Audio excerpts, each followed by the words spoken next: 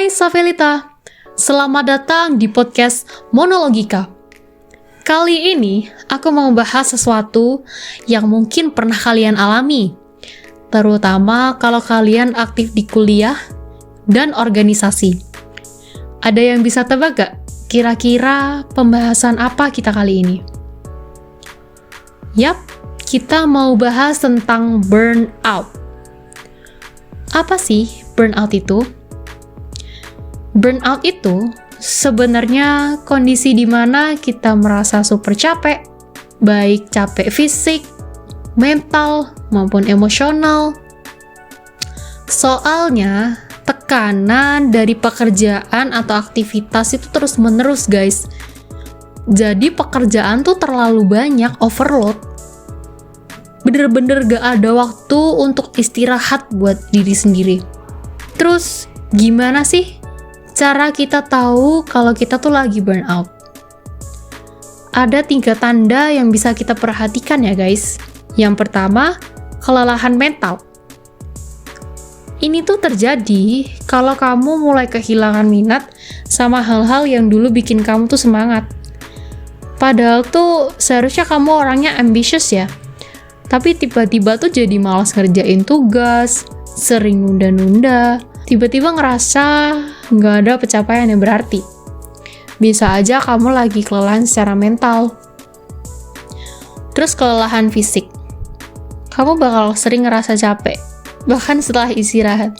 Jadi walaupun seharian tuh kamu tuh nggak ngapa-ngapain, rasanya tuh kayak capek gitu.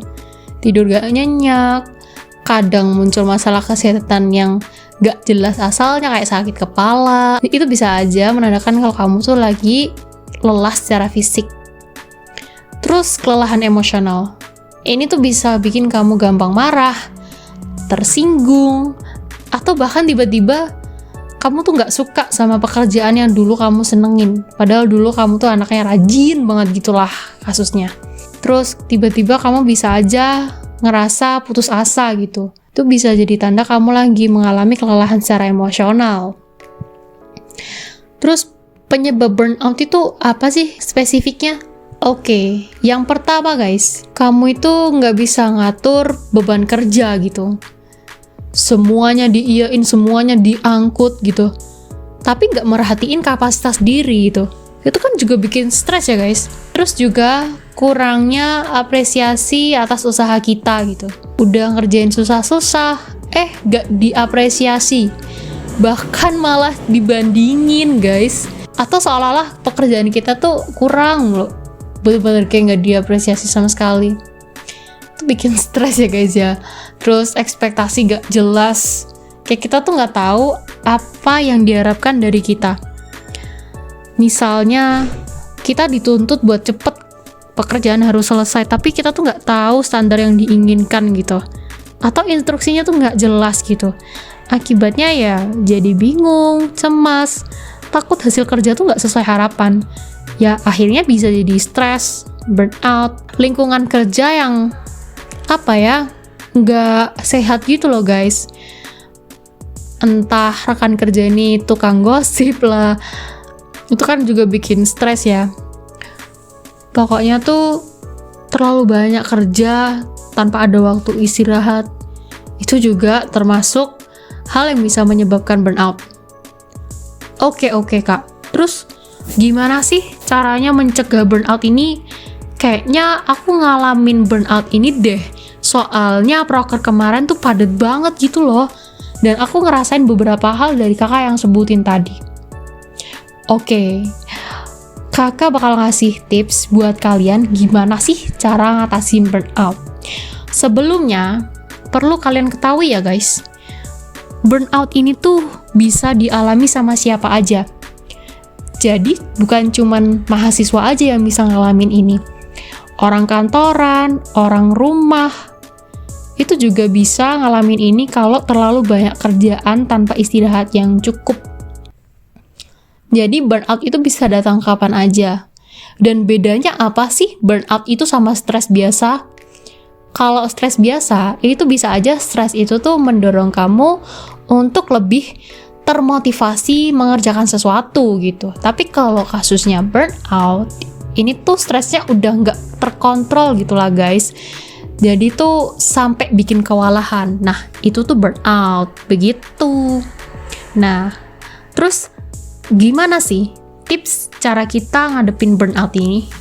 Yang pertama, manajemen waktu. Ayo, yang masih nganggep sepele manajemen waktu itu nggak boleh ya guys, karena itu seberpengaruh itu terhadap kinerja kita. Pokoknya tuh atur waktu sebaik mungkin antara tugas kuliah, organisasi, waktu buat diri sendiri. Pokoknya tuh di skala prioritas lah guys ya, dimana hal yang harus kita kerjain duluan atau mana yang bisa kita tunda. Dan dibuat serealistis mungkin gitu. Jangan impulsif lah intinya. Terus jangan lupa luangin waktu buat diri sendiri. Istirahat, jangan over gitu guys kalau ngerjain sesuatu. Ya, dampaknya nanti bisa burn out. Kalau misalnya kalian suka olahraga, ya olahraga. Main game, ya main game. Terus belajar bilang enggak untuk tugas atau kegiatan tambahan yang nggak perlu. Nah, ini tuh bisa ngeringanin beban kamu. Bisa aja kamu tuh termasuk orang yang sungkan gitu bilang enggak. Jadi semua pekerjaan itu kamu angkut, padahal kamu tuh mungkin aja tabrakan gitu antara tugas kuliah sama tugas organisasi. Nah, itu kan jadinya bikin kamu stres sendiri ya. Begitu guys. Terus kamu juga jangan lupa untuk makan cukup, tidur cukup, rajin olahraga. Kesehatan fisik tuh berpengaruh loh guys terhadap kesehatan mental. Karena kalau kesehatan fisik kita tuh nggak baik, itu tuh bisa bikin kita jadi orang yang gampang tersinggung lah, gampang marah lah. Itu tuh ngaruh loh guys. Atau kalau misalnya kamu tuh udah ngerasa terbebani banget nih sama burnout, jangan ragu buat cari bantuan dari psikolog atau konselor. Oke, jadi burnout itu bisa terjadi tanpa kita sadari. Dan kalau dibiarin guys, bisa berdampak pada kesejahteraan kita. Cara terbaik untuk menghindari burnout adalah dengan mengenali tanda-tanda sebelum semuanya terlambat. Itulah pembahasan monologika kita kali ini. Kalau kalian suka dengan episode ini, jangan lupa like, share, dan subscribe. Sampai ketemu di episode monologika berikutnya. Tetap semangat dan jaga kesehatan mental kalian. Bye!